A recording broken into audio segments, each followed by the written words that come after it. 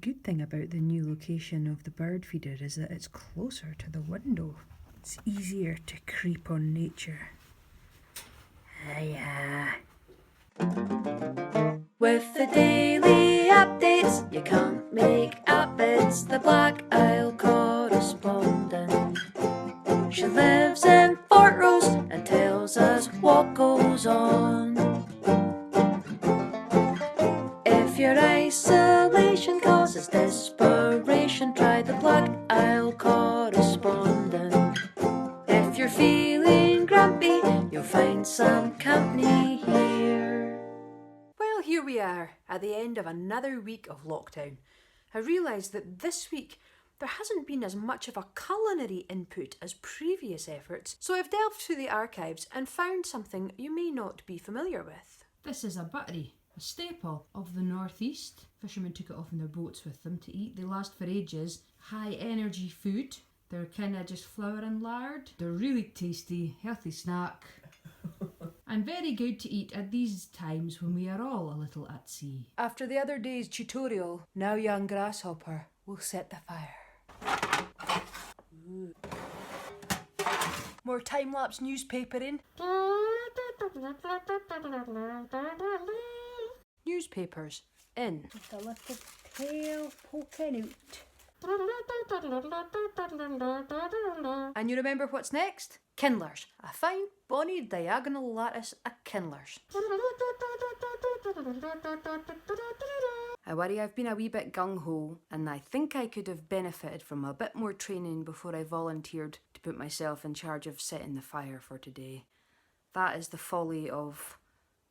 well, it's not youth, is it? I'm too old for youth, but it's folly for sure. Anyway, all I can do is go on to the careful placement of selected pieces of not too big bits of coal and hope that the whole thing lights later.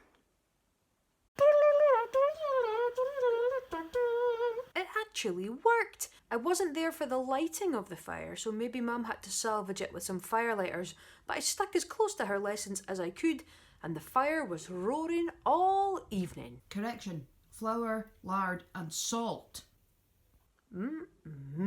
Bob got a bit green-fingered in the garden. Planting. Chilies, but I've not a clue about how you do this. There's a patchy that's just gone in there. Planting a patch of chilies. But Tabasco, that's quite hot.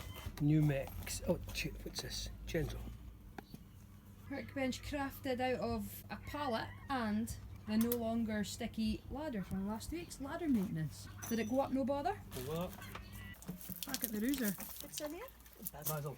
Domestos. Goddess! What you up to, Mum? Continuing my campaign, the dishes press. Getting there. Better have a cup of tea out one of those I mugs. think so, yes. One of my favourite moments from this week was when me and the scurries outside got jamming. They laid down some sick beats and I threw some pretty amazing shapes on the patio dance floor. Don't think that would have happened without the lockdown situation. So between the seagulls outside and Mum's spoons inside, there's quite a lot of rhythm going on in Fort Rose. But I didn't realise we had another talented beat keeper in the house.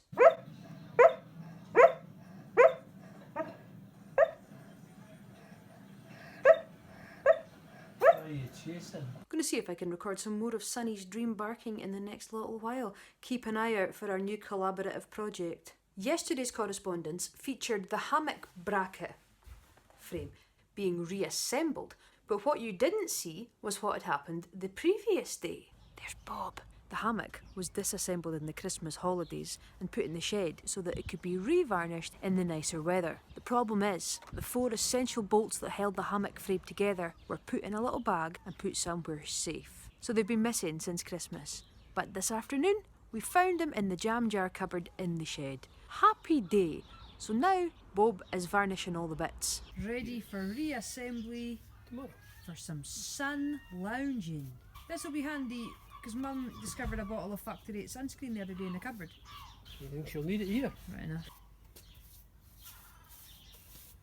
And with that usual level of Scottish optimism, we face another week. See ya tomorrow.